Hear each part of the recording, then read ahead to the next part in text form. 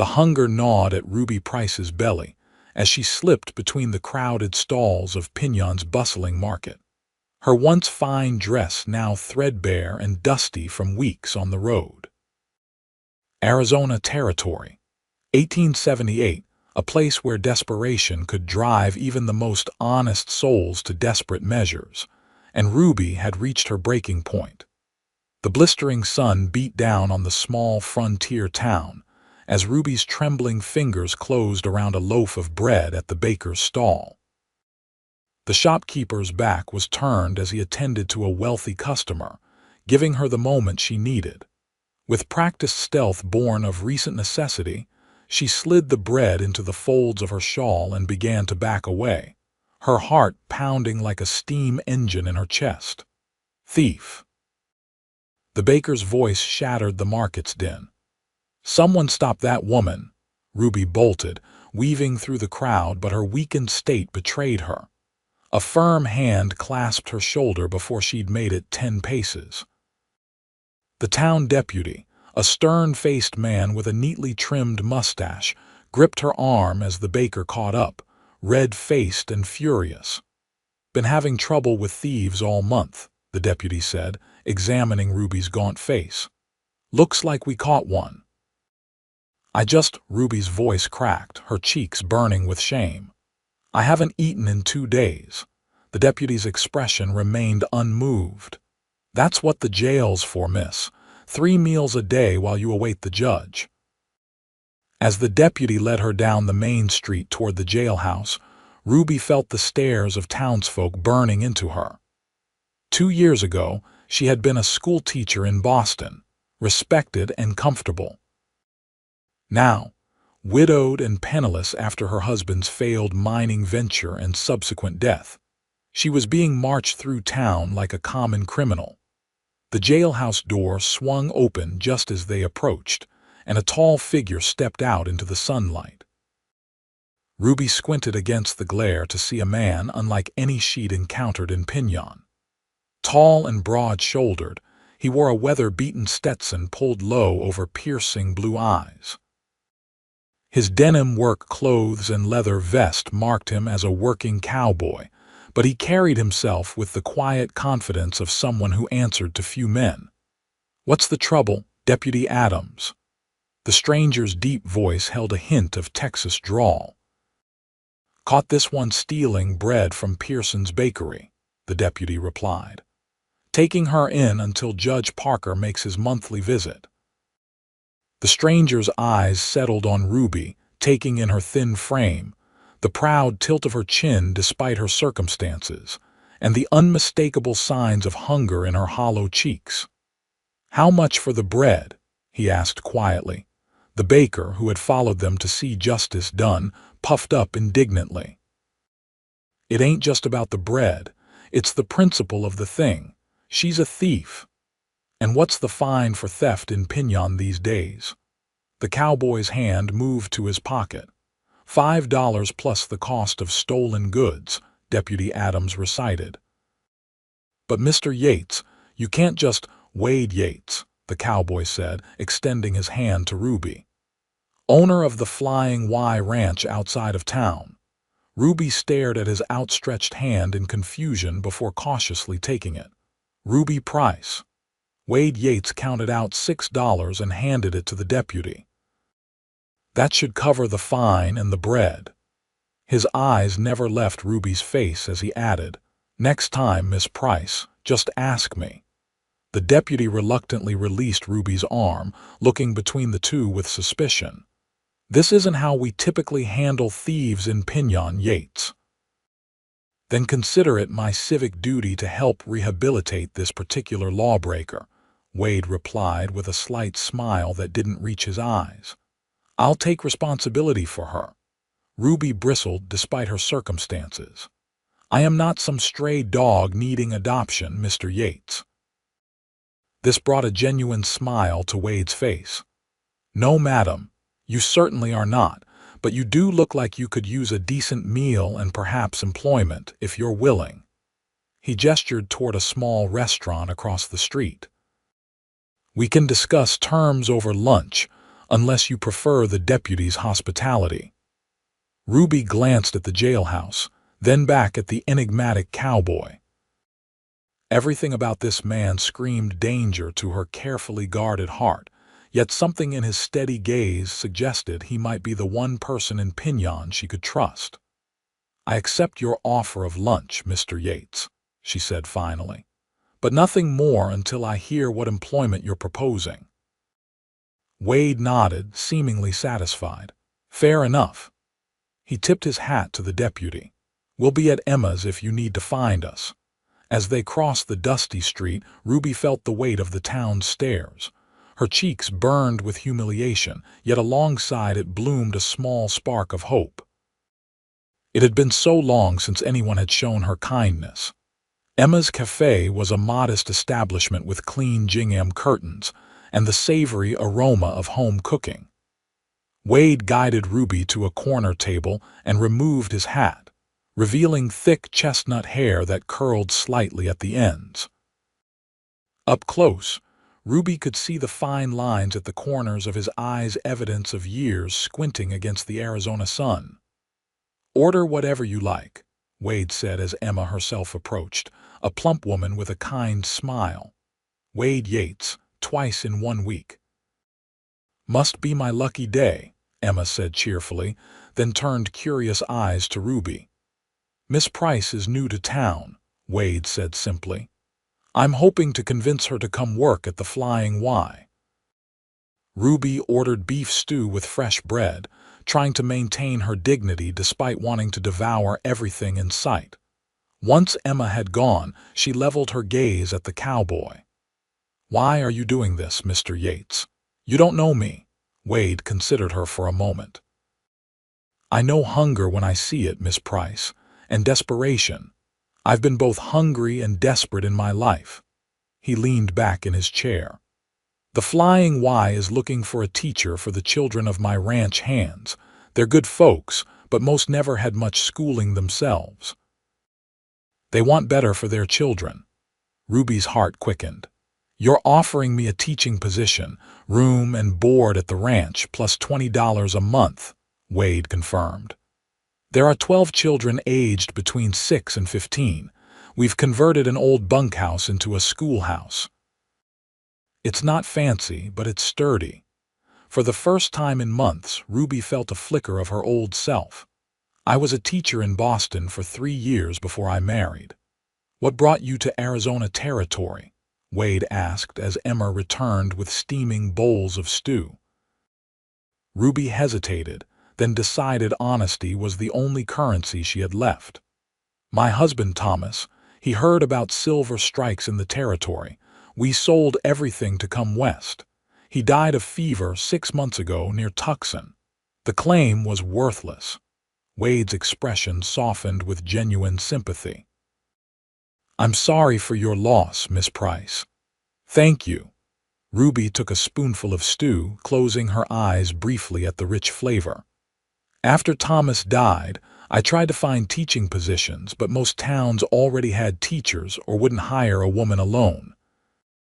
My money ran out near Prescott, and I've been working my way north since, taking whatever odd jobs I could find." "And how did you end up in Pinyon?" "I heard there was work at the new hotel, but the position was filled when I arrived yesterday." She met his eyes directly. "I'm not a thief, Mr. Yates, or at least I wasn't until today." "Hunger makes criminals of honest people," Wade replied. "The offer stands if you're interested." Ruby studied him, searching for hidden motives. "And where would I stay at this ranch of yours?" "The foreman's house has a spare room. His wife, Sarah, would be glad for the company. Their youngest is 7 and eager to learn her letters." A smile touched Wade's lips. "Sarah's been after me to find a teacher for months."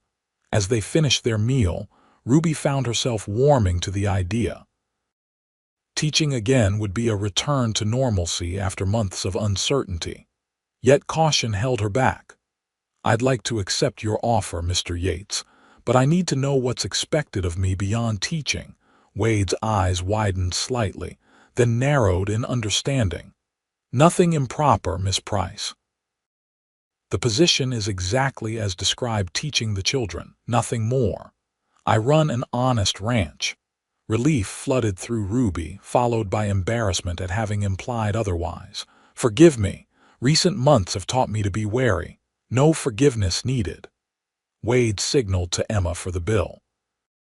The wagon leaves for the Flying Y in an hour. If you have belongings to collect, I can meet you back here. Everything I own is in a small bag at the boarding house, Ruby admitted. I can be ready in half that time. Wade paid for their meal and escorted Ruby to the modest boarding house where she'd spent the previous night. As she gathered her meager possessions, a change of clothes, a worn hairbrush, a faded photograph of her parents, and a small Bible, Ruby allowed herself to feel cautiously optimistic for the first time since Thomas's death. Wade was waiting outside with a wagon when she emerged. He helped her climb onto the wooden seat beside him, her small carpet bag tucked securely between them. As the wagon pulled away from Pinyon, Ruby cast a glance back at the town that had nearly been her undoing. "Second thoughts?" Wade asked, noting her backward look. "No," Ruby replied firmly. "No second thoughts. Just wondering how different today might have been if our paths hadn't crossed." Wade's hands were steady on the reins as he guided the team of horses onto the main road heading north. "Life out here is full of such moments, Miss Price. Chance meetings that change everything." The road to the Flying Y wound through stands of ponderosa pines and across rocky plateaus, offering breathtaking views of distant mesas. As they traveled, Wade pointed out landmarks and shared stories of the territory's history. Ruby found herself relaxing in his company, drawn to his quiet strength and unassuming intelligence. "How did you come to own a ranch at your age?" Ruby asked, guessing Wade couldn't be much past 30. A shadow crossed his face. "My father started it. He came west after the war, the real war, he called it, meaning the one between the states. Built it from nothing." Wade paused. "He was killed 3 years ago in a dispute with cattle rustlers. My mother passed a year later, some say from a broken heart, though the doctor called it pneumonia." "I'm sorry," Ruby said softly, recognizing the familiar pain of loss in his voice. Wade nodded in acknowledgement. "It's been a hard road keeping the place going, but we manage. The Flying Y has 20 ranch hands now, most with families. Good people." As the wagon crested a final hill, Ruby caught her first glimpse of the Flying Y ranch spread out below them in a verdant valley. A large 2-story ranch house of hewn logs stood at its center, surrounded by various outbuildings, corrals, and smaller houses. Cattle grazed on distant pastures and horses moved about the corral near what must be the stables. "It's beautiful," Ruby breathed. Wade's expression softened with evident pride. "It's home." As they approached, Ruby saw children playing near a long, low building that must be the converted bunkhouse Wade had mentioned. At the sight of the wagon, they came running, followed by several women who had been watching them. "Mr. Wade's back," a small boy shouted, leading the pack. Wade brought the wagon to a stop in front of the main house and helped Ruby down. Immediately, they were surrounded by curious children and adults alike. "Everyone, this is Miss Ruby Price," Wade announced. "She's agreed to be your new teacher." A tall, kind-faced woman with graying hair stepped forward. "Thank the Lord. I'm Sarah Miller, the foreman's wife." She took Ruby's hands in hers. "These young'uns have been running wilder than jackrabbits without proper schooling. It's lovely to meet you, Mrs. Miller," Ruby said, genuinely touched by the warm welcome. "Just Sarah, please. We don't stand on ceremony at the Flying Y." She gestured to the children gathered around. "These are some of your future pupils. My youngest, Beth, is the one hiding behind my skirts." A small girl with auburn braids peeked out shyly, and Ruby bent down to her level. "Hello, Beth. I hear you're eager to learn your letters." Beth nodded solemnly. "Can you teach me to read real books, like Mama does?" "That's exactly why I'm here," Ruby promised. Wade cleared his throat. "Sarah, Miss Price will be staying in your spare room as we discussed." "Everything's ready," Sarah assured him, then turned to Ruby. "Come along, dear. You must be tired after your journey. I'll show you where you'll be staying and you can rest before supper." As Ruby followed Sarah toward a comfortable-looking house nearby, she glanced back to find Wade watching her, an unreadable expression on his face. He tipped his hat when their eyes met, then turned to speak with a man Ruby assumed must be Mr. Miller, the foreman. Sarah's home was simply furnished but cozy, with handmade quilts and curtains adding warmth to the practical frontier dwelling.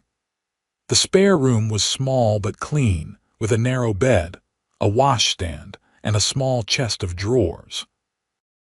"It's not much," Sarah apologized, "but it's private and yours for as long as you need it." "It's perfect," Ruby said sincerely, setting her bag on the bed. After months of uncertainty, even this modest room felt like luxury. "Wade told us a bit about your circumstances," Sarah said carefully. "Not details, mind you, just that you'd fallen on hard times after losing your husband. I want you to know you're among friends here." Ruby's throat tightened with unexpected emotion. "Thank you. Rest a while. Supper's at 6 in the main house. The boss takes meals with the foreman's family and any single workers. Family style, he calls it." Sarah paused at the door. "Wade Yates is a good man, Miss Price. Best I've known. Whatever brought you two together, I'd call it Providence." After Sarah left, Ruby sat on the edge of the bed, overcome by the day's events. That morning, she had awakened hungry and hopeless in a strange town. Now she had a purpose, a roof over her head, and the promise of honest work doing what she loved. As the afternoon light filtered through the simple cotton curtains, Ruby carefully unpacked her few belongings. She changed into her one good dress, faded but clean, and did her best to make herself presentable for supper. Her reflection in the small mirror above the washstand showed a woman thinner than she'd been in Boston, with shadows under her eyes, but the spark of hope had returned. At precisely 6 o'clock, Ruby made her way to the main ranch house with Sarah and her husband, Robert Miller, a taciturn but kindly man with weathered features and calloused hands. The house's interior surprised Ruby with its comfortable elegance, not ostentatious, but furnished with solid, well-crafted pieces that spoke of permanence and tradition. Wade greeted them in a dining room dominated by a long table that could seat 20. Already seated were several ranch hands, single men who lived in the bunkhouse. Wade introduced Ruby to each one, and she did her best to memorize their names and faces. "Miss Price will begin teaching on Monday," Wade announced as they ate the hearty beef stew and fresh bread prepared by the ranch's cook, a cheerful Mexican woman named Alina. "I expect all the children to attend regularly. Will you be joining us for lessons, Mr. Yates?" Ruby asked impulsively, noticing how the men deferred to him. A few of the cowboys chuckled, but Wade merely raised an eyebrow. "Do you think I need schooling, Miss Price? Everyone can benefit from education," she replied evenly, refusing to be intimidated. Wade's mouth quirked in what might have been amusement. "Perhaps I'll sit in occasionally, to set a good example." The conversation flowed easily after that, with the ranch hands eager to tell Ruby about their children and what they hoped they'd learn. By the end of the meal, Ruby had a clearer picture of the community. She joined a tight-knit group bound not just by work, but by mutual respect and shared purpose. After dinner, Wade invited Ruby to tour the schoolhouse by lantern light. The converted bunkhouse was larger than she'd expected, with rows of rough-hewn benches and tables, a blackboard mounted on one wall, and bookshelves containing a surprisingly diverse collection of volumes.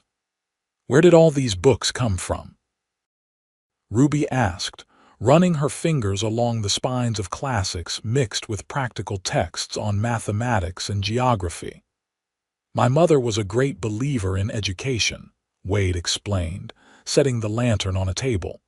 "She brought many from back east. Others I've acquired over the years whenever I traveled to Prescott or Phoenix." Ruby pulled out a well-worn copy of Robinson Crusoe and smiled. "This was a favorite of mine as a child." "Mine too," Wade admitted. "Though out here, the idea of being stranded alone doesn't seem so far-fetched." Ruby replaced the book and turned to face him directly. "Mr. Yates, I want to thank you properly for what you did today. You saved me from jail, possibly worse." Wade's expression grew serious in the lantern's golden light. "You don't owe me thanks, Miss Price. Anyone would have done the same." "We both know that's not true," Ruby said softly. "Why did you really help me? And don't say it was just because you needed a teacher." Wade was silent for a long moment, his eyes studying her face. "When I saw you being led away by the deputy, something about your expression reminded me of my mother after my father died.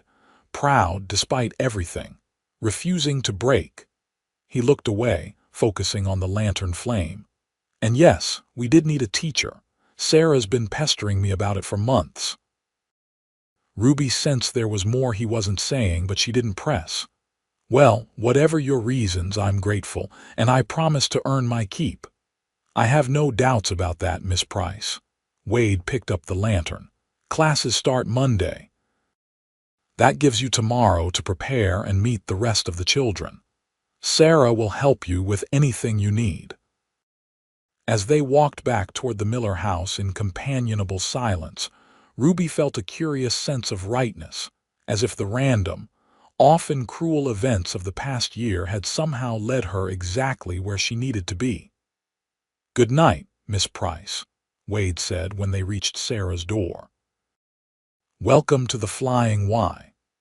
"Good night, Mr. Yates," Ruby replied, watching as he walked away toward the main house, his tall figure silhouetted against the star-filled Arizona sky. The following days passed in a flurry of activity as Ruby prepared for her first day of teaching. Sarah proved an invaluable ally, introducing her to all the ranch families and helping her understand the varied educational backgrounds of her future pupils. Some of the children had attended school before their families came to the Flying Y, while others had never had any formal education. Ruby saw little of Wade during this time. Sarah explained that spring was a busy season on a cattle ranch, with new calves to tend and preparations for the summer drive to market.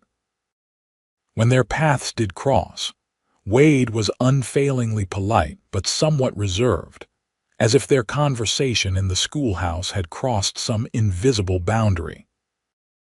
On Monday morning, Ruby stood nervously before her assembled students, 12 children ranging from Beth Miller at 7 to Frank Donovan, a tall, gangly boy of 15, whose father was one of the senior cowhands. The schoolroom smelled of fresh-cut pine and the wildflowers the Miller girls had gathered to decorate the teacher's desk.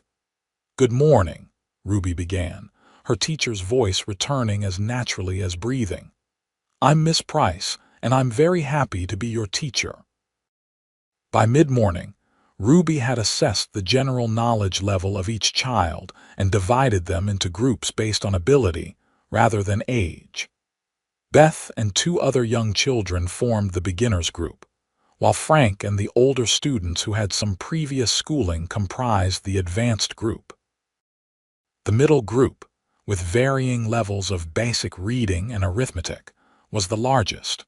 Ruby was so engrossed in helping the beginners with their letters that she didn't notice the schoolhouse door opening shortly before the noon break.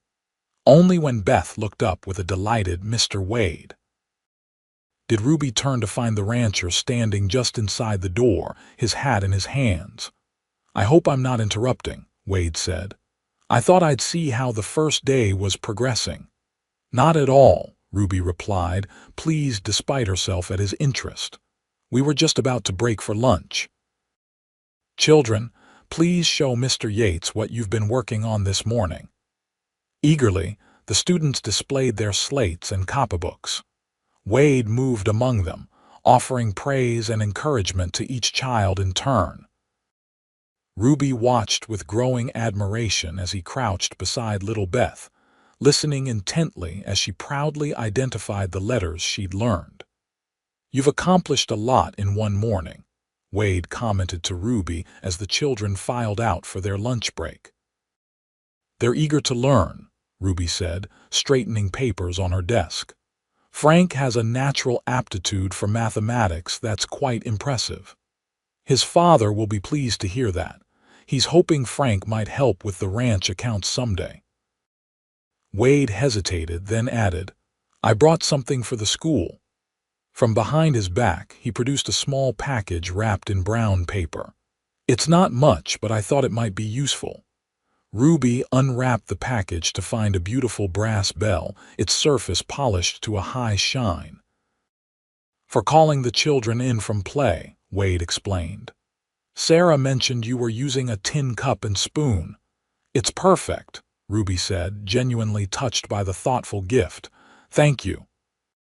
Their eyes met, and for a moment, something unspoken passed between them, a mutual recognition of connection that startled them both. Wade cleared his throat and stepped back. I should let you enjoy your break, he said, settling his hat back on his head. Perhaps you'll join us for dinner tonight. Elena is making her famous enchiladas. I'd like that, Ruby replied, surprised by how much she meant it. The weeks that followed fell into a pleasant rhythm. Each weekday, Ruby taught her growing group of students. Word had spread to neighboring small ranches, and 3 more children now made the daily ride to the Flying Y for schooling. Evenings were spent preparing lessons, reading, or joining the communal dinners at the main house where Wade was often present. On Saturdays, Ruby helped Sarah with household tasks and got to know the other women of the Flying Y. Sundays were for rest and the informal church services held in the schoolhouse, led by different ranch members each week. Wade, she learned, had a surprisingly fine singing voice and knew many hymns by heart.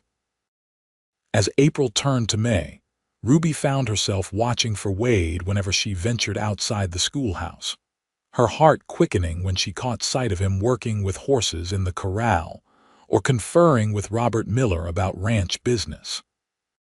She told herself it was merely gratitude she felt, combined with natural admiration for a man who managed his responsibilities with such quiet competence. One Saturday afternoon, Ruby was hanging laundry with Sarah when Wade rode up to the Miller house, leading a gentle-looking Palomino mare. "Afternoon, ladies," he called, dismounting with fluid grace. "Miss Price, I wondered if you might like to see more of the ranch than just the yard and schoolhouse." Sarah shot Ruby a knowing look that made her blush. "That sounds lovely, Mr. Yates, but I'm afraid I don't ride." "Daisy here is the gentlest horse on the Flying Y," Wade assured her. "Perfect for a beginner." With Sarah's encouragement, Ruby agreed. Wade helped her mount, his strong hands at her waist sending an unexpected thrill through her body. He showed her how to hold the reins and gave basic instructions before mounting his own horse, a powerful black gelding named Shadow. They rode at a walking pace away from the ranch buildings, Wade patiently teaching Ruby the basics of horsemanship. Gradually, her initial nervousness faded, replaced by delight at the mare's responsive nature and the breathtaking beauty of the land. Wade led her to a ridge overlooking the entire Flying Y, spread thousands of acres of grazing land, forests, and a winding creek that caught the afternoon sunlight like a ribbon of gold. "It's magnificent," Ruby said as they dismounted to rest the horses. Your father chose well when he settled here. He used to say the land spoke to him, Wade replied, leaning against a ponderosa pine. Told him this was where he belonged. Ruby sat on a sun-warmed rock, arranging her skirts modestly. And you, does it speak to you as well? Wade's gaze swept over the valley below, his expression softening. Every day. I can't imagine being anywhere else. He glanced at her curiously. Do you miss the East? Boston must have been very different. It was, Ruby acknowledged. But there's a raw beauty here that Boston lacks. An honesty to the landscape. She hesitated, then added, after Thomas died, I thought I'd go back east eventually, but now. Now, Wade prompted when she didn't continue. Ruby met his eyes directly. Now I'm not so sure that's what I want anymore. Something shifted in Wade's expression, a guardedness giving way to possibility. Before he could respond, however, the sound of approaching horses interrupted the moment. Robert Miller and two ranch hands appeared over the ridge, their expressions urgent. Boss, been looking for you, Miller called. Telegram from Pearson in Pinyon. That cattle buyer from Kansas City will be here Monday instead of next week. Wade's expression immediately shifted to focused concern. That changes things. We'll need to gather the herd we selected for him by tomorrow night. He turned apologetically to Ruby. I'm afraid we'll have to cut our ride short, Miss Price. Of course, Ruby said, trying to hide her disappointment. The ride back to the ranch was hurried, with Wade and the men discussing logistics while Ruby concentrated on staying balanced on Daisy. The peaceful intimacy of their earlier conversation was lost amid the pressing business concerns. Upon returning to the ranch, activity had already increased as word spread about the buyer's early arrival. Wade helped Ruby dismount, his touch briefer this time, his mind clearly already on the task ahead. Thank you for the ride, Mr. Yates, Ruby said formally, sensing his distraction. Wade's attention returned to her for a moment, and he smiled genuinely. It was my pleasure, Miss Price. Rain check on the rest of the tour. I'd like that, Ruby replied, watching as he strode away to organize his men for the cattle gathering. The next day was Sunday, but there were no services. Every available man was out bringing in cattle from the far pastures, including Wade, who had ridden out before dawn. Ruby spent the day helping the women prepare food for the returning cowboys and keeping the children occupied and out of the way. It was near midnight when the men finally returned, dusty, exhausted, but successful. The selected cattle were now corralled near the ranch, ready for the buyer's inspection. Ruby, still awake and helping Alina serve hot coffee and food to the returning cowboys, caught sight of Wade as he entered the main house. He looked bone-weary, his clothes coated with dust, but he smiled when he saw her. You're still up, he said, accepting the cup of coffee she offered. You didn't have to wait. I wanted to help, Ruby replied simply. You all must be exhausted. Wade took a long drink of the coffee, some color returning to his face. It's part of ranch life, unpredictable. Will everything be ready for the buyer tomorrow? It will. Wade set down his empty cup. The herd looks good. Pearson says this buyer pays fair prices and doesn't try to cheat. Should be a good sale for the Flying Y. Ruby found herself studying his face, the strong lines now softened by fatigue, the usual alertness in his eyes dimmed by exhaustion. On impulse, she reached out and brushed a smudge of dirt from his cheek, the gesture surprisingly intimate. Wade went still under her touch, his eyes meeting hers with sudden intensity. For a heartbeat, Ruby thought he might lean toward her, but Alina entered the room with a fresh pot of coffee, breaking the moment. You should get some rest, Ruby said, stepping back. Tomorrow will be another busy day. Wade nodded, his expression unreadable. Good night, Miss Price. Good night, Mr. Yates. The following days were consumed by the cattle sale. The buyer, a corpulent man named Hargrove, arrived with his own cowboys to help drive the cattle back to the railroad at Prescott. The negotiations took place in Wade's office, but the tension was felt throughout the ranch as everyone understood how important the sale was to the Flying Whiteca's finances. When the buyer finally departed 3 days later, with a signed contract and the cattle already being moved south, the entire ranch celebrated. Wade hosted a special dinner for everyone, with music and dancing afterward in the cleared main room of the ranch house. Ruby, wearing her one good dress freshened with a borrowed ribbon from Sarah, found herself swept into the festivities. She hadn't danced since Thomas's death, but when Frank Donovan's father asked her for a reel, she couldn't refuse. Soon she was laughing as she was passed from partner to partner, the infectious joy of the celebration washing away the last of her reserve. It was nearing 10 o'clock when Wade finally approached her, extending his hand as the musicians began a waltz. "May I have this dance, Miss Price?" Ruby placed her hand in his, her pulse quickening at the contact. "I'd be delighted, Mr. Yates." Wade was a surprisingly graceful dancer, guiding her smoothly around the floor with just the right pressure at her waist. Ruby was acutely aware of his closeness, the clean scent of soap and the faint aroma of leather that seemed uniquely his. "The sale went well?" she asked, needing to break the charged silence between them. "Better than expected," Wade replied, his voice low enough that only she could hear. "Hargrove paid top dollar and wants first option on our fall herd as well. That's wonderful news. It means security for everyone at the Flying Y for another year." His eyes met hers with unexpected vulnerability.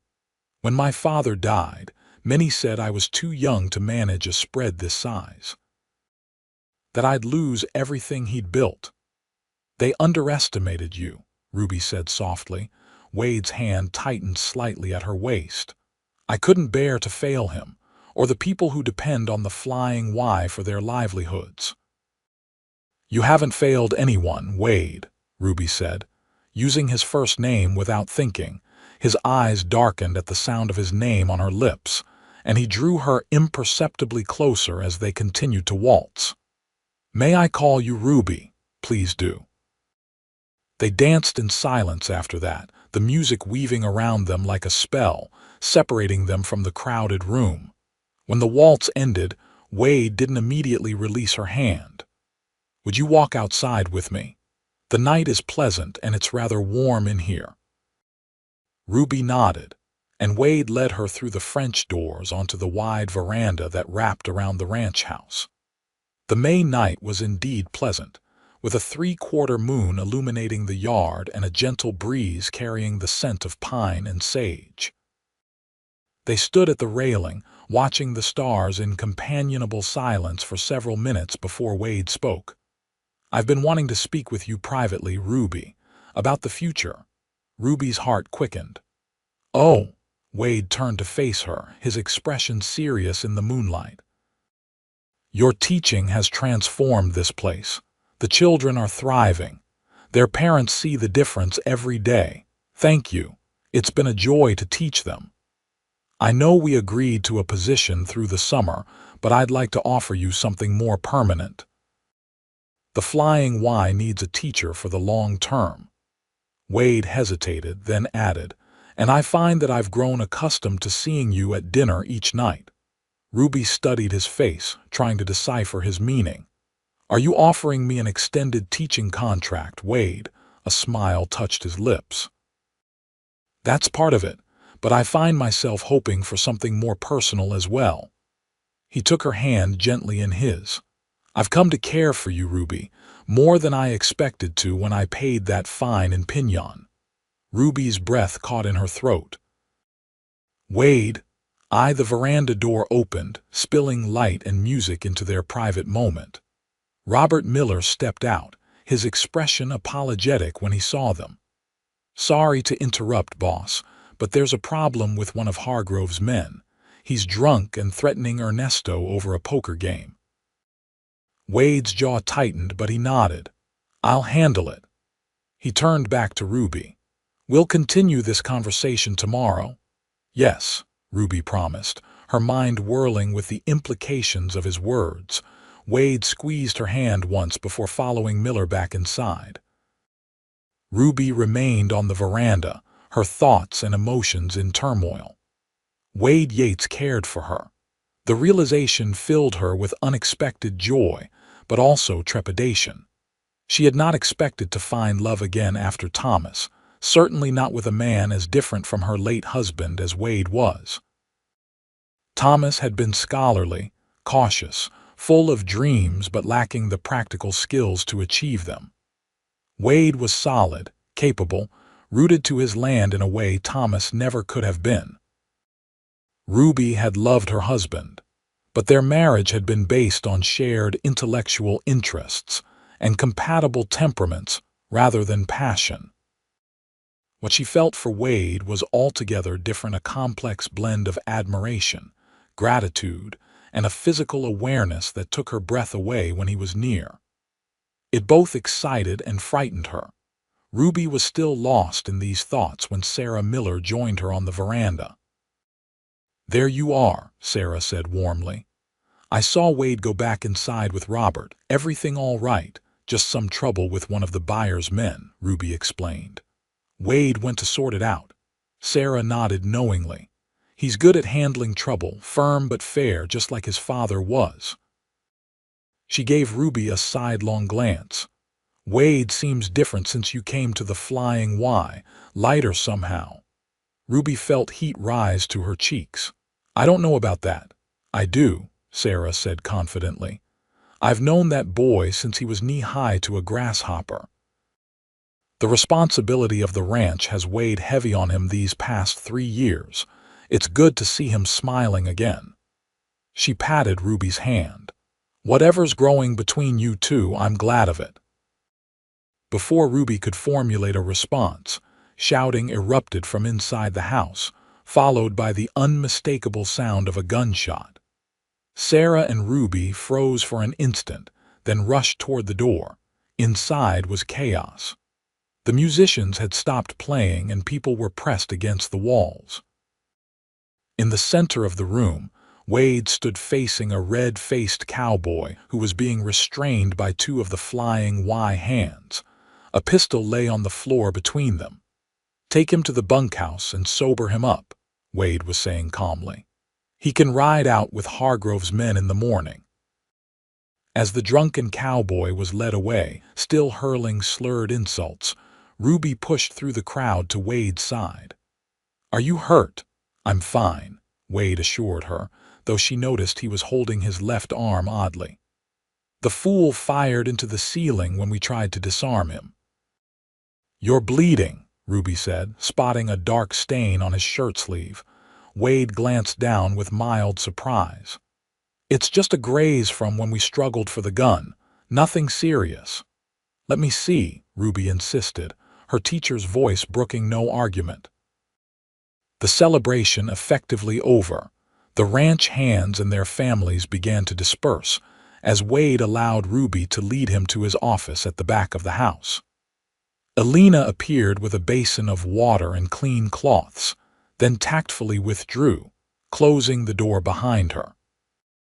"Take off your shirt," Ruby instructed, rolling up her sleeves. Wade raised an eyebrow but complied, unbuttoning his shirt to reveal a lean, muscled torso marked with old scars testament to years of hard ranch work. Ruby tried to maintain a professional demeanor as she examined the fresh wound on his upper arm. "It's not deep," she confirmed, cleaning the cut carefully, "but it should be bandaged." "I've had worse from tangling with barbed wire," Wade said, watching her work with an intensity that made her hands tremble slightly. "That doesn't make it any less in need of attention," Ruby replied, applying a clean bandage. "There. Try not to use that arm too much for a day or 2. "Yes, madam," Wade said with a hint of amusement. Then, more seriously, "Thank you, Ruby." She became acutely aware of their proximity, the intimacy of the moment heightened by his state of undress and the closed door. "I should go," she said, stepping back. "It's late." Wade caught her hand. "What I was trying to say earlier before we were interrupted." He took a deep breath. "I haven't felt this way about anyone since before my father died. Maybe never." Ruby's heart hammered in her chest. "Wade, I care for you too, more than I thought possible after losing Thomas. But it's all happening so fast." "We don't need to rush," Wade assured her. "I just wanted you to know how I feel, how important you've become to me." Ruby looked into his earnest blue eyes and found herself smiling. "When you paid that fine in Pinyon, I thought you were just being charitable." "I never imagined." "Neither did I," Wade admitted. "But now I can't imagine the flying Y without you or my life without you in it." Impulsively, Ruby leaned forward and pressed her lips to his in a gentle, questioning kiss. Wade responded immediately, his right arm circling her waist to draw her closer as the kiss deepened, becoming something warm and profound that seemed to answer questions Ruby hadn't even known to ask. When they finally parted, both were breathing quickly. Wade rested his forehead against hers, his eyes closed as if memorizing the moment. "I should walk you back to the Millers," he said reluctantly. Ruby nodded, though part of her wished to stay in the circle of his arms. "Yes, people will talk otherwise." Wade pulled his shirt back on, wincing slightly as he moved his injured arm. "Would that be so terrible? People talking about us?" "No," Ruby admitted, helping him with the buttons. "But I'd rather give them something definite to talk about when the time is right." Wade smiled at that, understanding her meaning. "Fair enough, but I hope that time comes soon." The walk to the Miller house was quiet, both of them processing the evening's events and what they meant for their future. At the door, Wade kissed her again, briefly but with unmistakable promise. "Good night, Ruby Price." "Good night, Wade Yates." As May gave way to June, Ruby and Wade's courtship became the worst-kept secret at the Flying Y. Though they maintained propriety in public, their growing attachment was evident to everyone in the small, close-knit community. They rode together every Saturday, exploring the furthest reaches of the ranch's holdings, Wade teaching Ruby about the land and its seasons while she shared stories of her life in Boston. On one such ride in mid-June, they stopped to rest by a hidden spring where wildflowers grew in profusion. Wade spread a blanket in the shade of a cottonwood tree and produced a simple picnic from his saddlebags. "This is one of my favorite spots on the entire ranch," he told Ruby as they ate. "My father used to bring me here when I was a boy, said it was where he proposed to my mother." Ruby looked around at the idyllic setting, the clear spring bubbling from rocks, the carpet of flowers, the distant views of mountains. "I can see why. It's magical." Wade set aside his plate and took her hands in his. "Ruby, these past weeks have been the happiest of my life. I know it hasn't been long, but I've never been more certain of anything." Ruby's heart began to race as she recognized the solemnity in his expression. "Wade, I love you, Ruby Price. I want to build a life with you here at the Flying Y."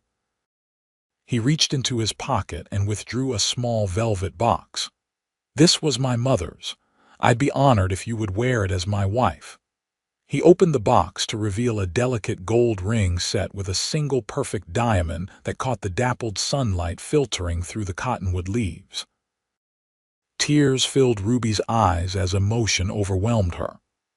The months of hardship after Thomas's death, the desperation that had driven her to theft in Pinyon, the unexpected second chance Wade had offered, all of it seemed to converge in this perfect moment. "Yes," she whispered, then louder. "Yes, Wade Yates, I will marry you." Joy blazed across Wade's face as he slipped the ring onto her finger, then pulled her into his arms for a kiss that sealed their promise to each other. When they finally parted, both were laughing and crying at once. "When?" Ruby asked, admiring the ring that fit as if it had been made for her. "As soon as you like," Wade replied. "The circuit preacher comes through Pinyon next month, or we could wait for Judge Parker's next visit if you prefer a civil ceremony." "The preacher," Ruby decided. "I'd like to be married in the schoolhouse with all the children there." Wade kissed her again, more deeply. "Whatever you want, I'm just grateful you're saying yes." They rode back to the ranch hand in hand, their happiness too great to contain. Sarah Miller burst into happy tears when they shared their news, hugging Ruby tightly before declaring that there was planning to be done. Robert Miller solemnly shook Wade's hand, then surprised everyone by pulling him into a brief, fierce embrace. News of their engagement spread quickly through the ranch, met with universal approval. The children were especially delighted when Ruby announced that she would continue teaching after the wedding, with only her name changing from Miss Price to Mrs. Yates. The following weeks were a flurry of preparation. Ruby, with Sarah's help, set about readying the main house for her arrival as its new mistress. Wade insisted that she make whatever changes she wished, but Ruby found she loved the house's character just as it was, with only minor adjustments to make it more comfortable. Letters were sent to Ruby's few remaining relatives in the East, though she knew the notice was too short for any to attend. Wade had no family left, but the entire Flying Y community more than made up for it with their enthusiastic involvement in the wedding plans. Alina and the other women prepared special dishes for the celebration feast, while the men constructed additional benches for the schoolhouse and a wooden arch under which the couple would exchange their vows. The children gathered wildflowers to decorate the schoolhouse and practiced a special song to perform at the ceremony. 2 days before the wedding, as Ruby was teaching her final class as Miss Price, a commotion outside drew everyone's attention. Looking out the schoolhouse window, Ruby saw a dust cloud approaching from the direction of Pinyon, a wagon accompanied by several riders. Wade, who had been breaking horses in the corral nearby, rode out to meet the newcomers. Ruby called an early end to the school day, curious about the unexpected visitors. As she approached the main house where the wagon had stopped, she was astonished to hear Wade call her name. "Ruby, come quickly." She hurried forward to find Wade helping an elderly woman down from the wagon, a woman whose face was hauntingly familiar despite never having met her. "Ruby," Wade said, his face alight with surprise and joy, "this is your Aunt Harriet from Boston, and your cousins Edward and Margaret." Ruby stood frozen in shock. Aunt Harriet, but how the elderly woman stepped forward, arms outstretched. "Ruby, my dear girl, when we received your letter about the wedding, we couldn't bear to miss it. Edward arranged everything." She embraced Ruby tightly. "We've been so worried since you and Thomas left for the West. Then your letter came saying he had passed, and you were to be married again. We had to come." Tears flowed freely as Ruby introduced her surprised fiancé to her only living relatives. Aunt Harriet had practically raised Ruby after her parents' death, and cousins Edward and Margaret had been like siblings to her. "We've been searching for you since Thomas's passing," Edward explained over dinner that evening. "His parents received word of his death but had no information about you. We feared the worst until your letter arrived." "The stage was dreadful," Aunt Harriet declared, "but worth every bump and jolt to see you safe and happy, my dear." Wade, watching Ruby's joy at this reunion, seemed to grow more content by the hour. "I'm grateful you could come," he told Aunt Harriet sincerely. "Ruby has spoken of you often." Harriet studied him with shrewd eyes. "You seem a far more sensible man than Thomas was, Mr. Yates. More substance, less dreams." Aunt Harriet, Ruby protested, embarrassed. "It's the truth, dear. Thomas was a lovely boy, but his head was always in the clouds." She patted Wade's hand approvingly. "This one has his feet on the ground. You've chosen well this time." The arrival of Ruby's family added a new dimension to the wedding preparations. Aunt Harriet, despite her age, threw herself into helping with final details, while Edward and Margaret were quickly adopted by the Flying Y community. On the morning of the wedding, Sarah and Margaret helped Ruby dress in a new gown that the women of the ranch had secretly made for her, simple but elegant, with delicate embroidery at the collar and cuffs. Aunt Harriet provided something old in the form of a lace handkerchief that had belonged to Ruby's mother, and Sarah lent a blue ribbon to weave through Ruby's upswept hair. "You look beautiful," Margaret sighed when they were finished. "Wade Yates is a fortunate man." "I'm the fortunate one," Ruby replied, thinking of how different her life might have been if Wade hadn't intervened that day in Pinyon. The schoolhouse had been transformed with wildflowers, ribbons, and candles.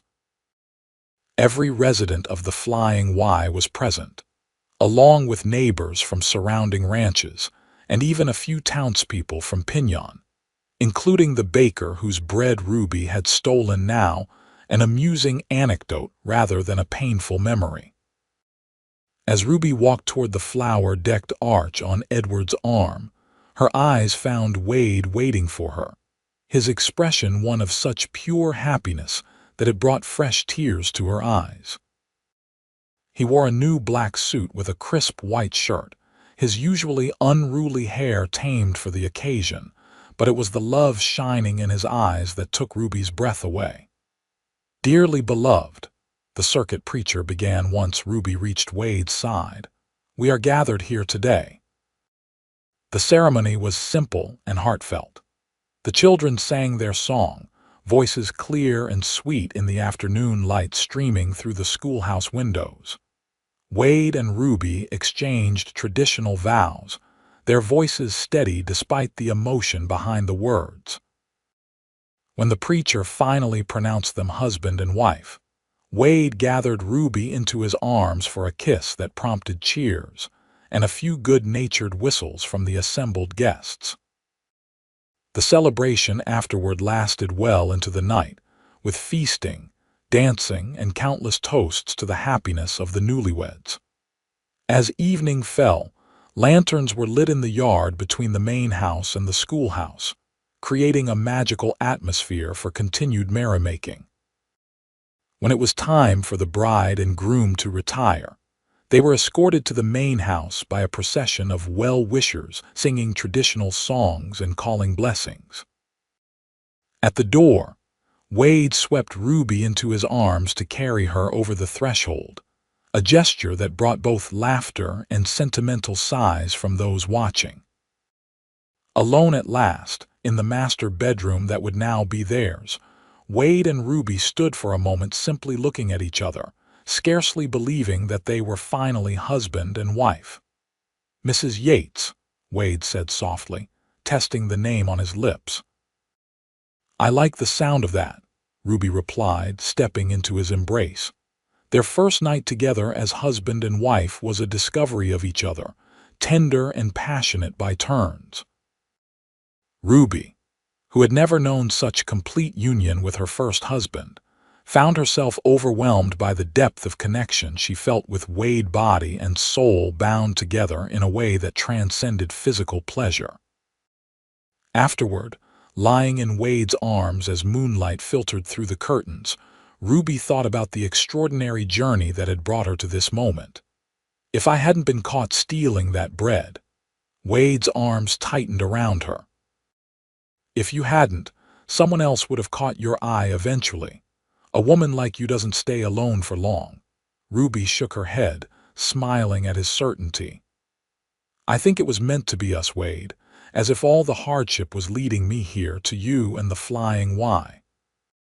"Then I'm grateful for every step of your journey, difficult as it was." He kissed her forehead gently. "Though I wish I could have spared you the pain."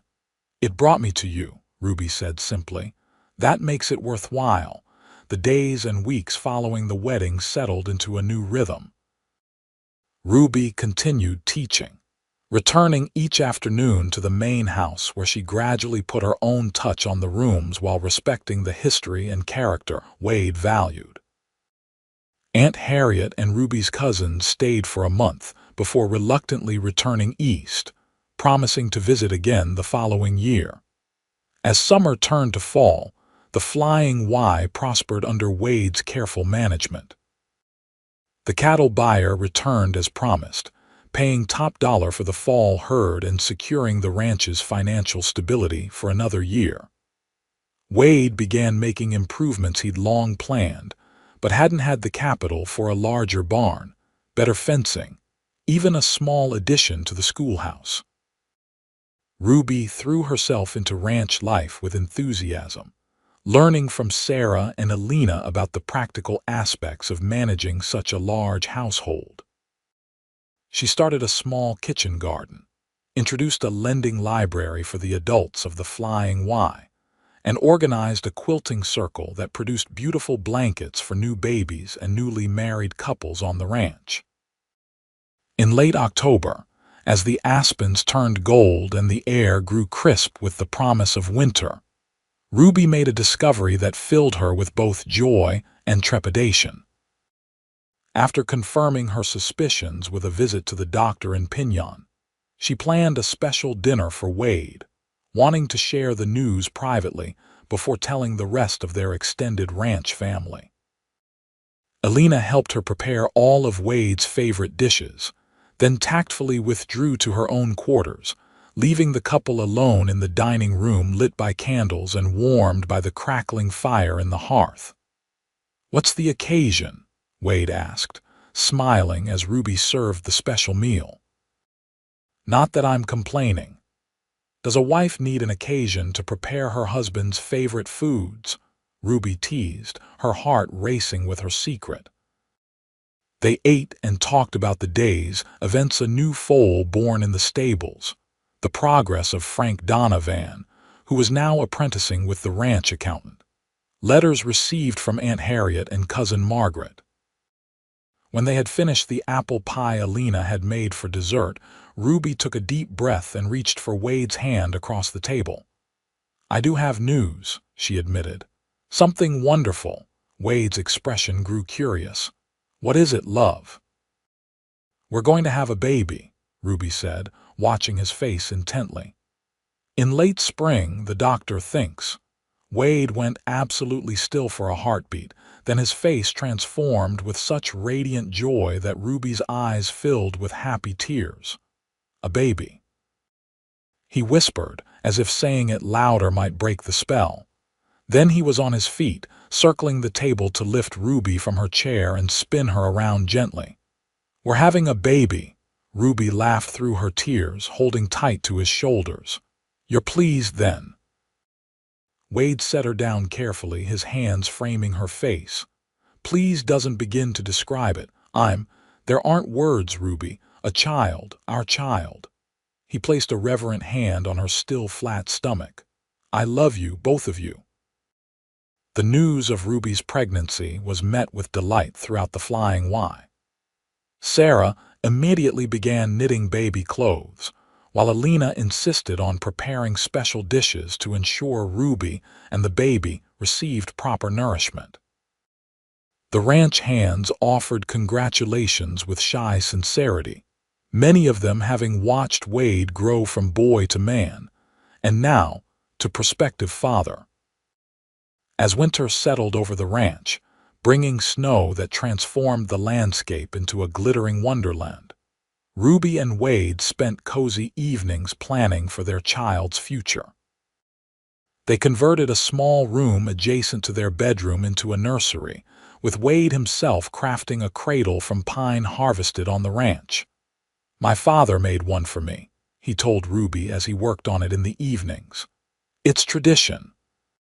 Christmas at the Flying Y was a community celebration held in the main house, which Ruby and Alina decorated with pine boughs, red ribbons, and candles. Gifts were exchanged, Carols sung around the piano Wade had surprised Ruby with as an early Christmas present, and a feast served that rivaled their wedding celebration. As the new year of 1879 began, Ruby's pregnancy became more visible, her slender frame now softly rounded. She continued teaching, though Sarah and some of the older girls took on more responsibilities as Ruby tired more easily. Wade became increasingly protective, insisting on accompanying Ruby whenever she needed to go to Pinyon and watching her like a hawk when she moved around the house or schoolroom. Ruby found his concern touching if occasionally smothering. "The baby and I are perfectly fine," she assured him one evening as they sat before the fire, Ruby knitting a small blanket while Wade worked on ranch accounts. "Women have been having babies since the beginning of time." "I know," Wade admitted, setting aside his ledger. "But women, I love having my baby is new territory for me. I can't help worrying." Ruby set down her knitting to move to his side, taking his hand and placing it on her rounded belly where their child had just kicked. "Feel that? Strong and healthy, just like his father." Wade's face softened at the movement beneath his palm. "Or her mother." As February snows gave way to March thaws and April showers, the Flying Y began preparations for spring calving and the arrival of their newest human member. Letters flew back and forth to Boston, with Aunt Harriet promising to visit once the baby was born and travel conditions improved. In early May, just as the wildflowers were beginning to carpet the meadows, Ruby went into labor during the afternoon reading lesson. Sarah, who had been helping in the schoolhouse, immediately sent for Wade and the midwife who had been staying at the ranch for the past week in anticipation of the birth. Wade arrived at the schoolhouse to find his wife being helped to their home by Sarah and Alina, her face pale but determined. "It's time," she told him, managing a smile despite her discomfort. The next 18 hours were the longest of Wade's life as he paced outside their bedroom, occasionally permitted entry by the midwife to offer Ruby encouragement and support. The entire ranch seemed to hold its breath, with ranch hands finding excuses to pass by the main house for updates, and the children gathering on the schoolhouse steps to sing songs for their beloved teacher. Finally, as dawn broke on May 6, 1879, the distinctive cry of a newborn pierced the quiet of the early morning. Wade, half asleep in a chair outside the bedroom, leapt to his feet as the midwife opened the door, her face wreathed in smiles. "Congratulations, Mr. Yates. You have a healthy son." Wade entered the bedroom to find Ruby propped up on pillows, her face exhausted but radiant as she cradled a tiny bundle wrapped in one of the quilts made by the women's circle. She looked up as he approached, her eyes filled with tears of joy. "Wade, come meet your son." Trembling slightly, Wade sat beside her on the bed and peered at the small, red face of his child. The baby had a shock of dark hair like his father's, and when he briefly opened his eyes, Wade caught a glimpse of what looked like Ruby's hazel color. "He's perfect," Wade whispered, gently touching the tiny hand that immediately curled around his finger with surprising strength. "What shall we call him?" They had discussed names but hadn't settled on a final choice. Ruby looked down at their son thoughtfully. "I was thinking William." "After your father." Wade's throat tightened with emotion. "William Thomas Yates," he suggested, "to honor both our pasts." "William Thomas," Ruby agreed softly. "Welcome to the Flying Y, little one." News of William's birth spread quickly through the ranch and to neighboring communities. Visitors came bearing gifts and good wishes, and Wade proudly showed off his son to everyone who called. Letters announcing the birth were sent to Boston, with a daguerreotype of the new family enclosed that had been taken by a traveling photographer who fortuitously passed through Pinyon a week after William's arrival. Ruby recovered well from the birth, though she temporarily suspended formal teaching duties to focus on caring for William.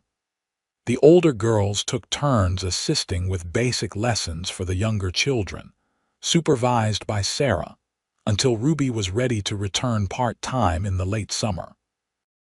William thrived, growing stronger each day and quickly becoming the center of his parents' world. Wade was an attentive father, often carrying his son as he went about his ranch duties, introducing him to horses and cattle as if the infant could understand every word. "He'll be a natural horseman," Wade predicted as William gurgled happily in his arms during a visit to the stables. "Born to the saddle, just like his old man." Ruby watched them together, her heart so full it sometimes felt it might burst. The contrast between her life now and where she had been just over a year ago still amazed her. From destitution and despair to this abundance of love and purpose, all because Wade Yates had seen something in her worth saving that day in Pinyon. In August, Aunt Harriet arrived for her promised visit, accompanied this time by both Edward and Margaret. They stayed for a month, thoroughly spoiling young William and integrating themselves into ranch life with surprising enthusiasm. "You found your place in the world, haven't you?" Aunt Harriet observed one evening as she and Ruby sat on the veranda, watching Wade demonstrate roping techniques to Edward in the yard. "This is where you belong." "Yes," Ruby agreed, cradling her sleeping son. "I never imagined this life for myself, but now I can't imagine any other." "That's how you know it's right," the older woman said wisely, "when you can't picture yourself anywhere else." As autumn painted the landscape in rich hues of gold and crimson, the Flying Y celebrated a successful cattle sale and a bountiful harvest from the expanded kitchen garden Ruby had established.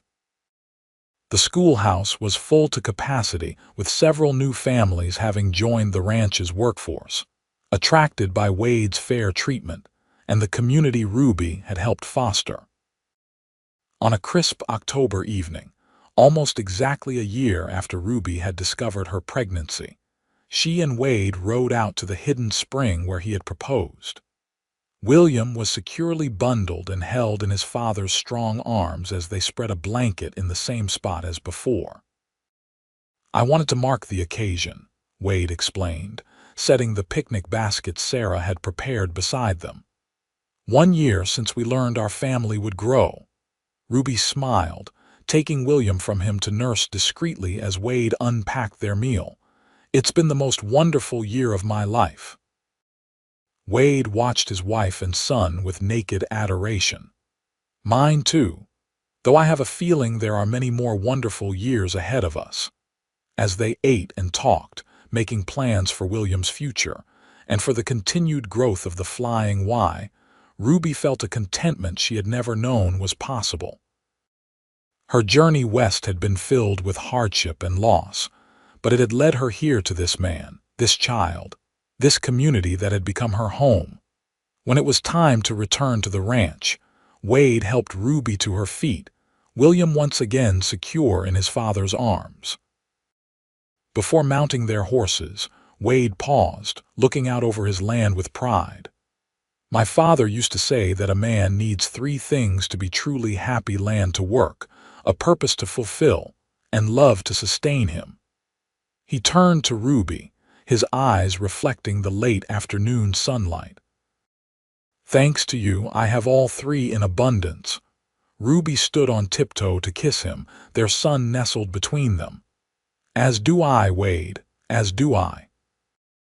They rode back to the ranch side by side, the setting sun casting long shadows before them, illuminating the path home to the Flying Y, where a desperate act of theft had led to love, family, and a future brighter than either could have imagined when their paths crossed that fateful day in Pinyon.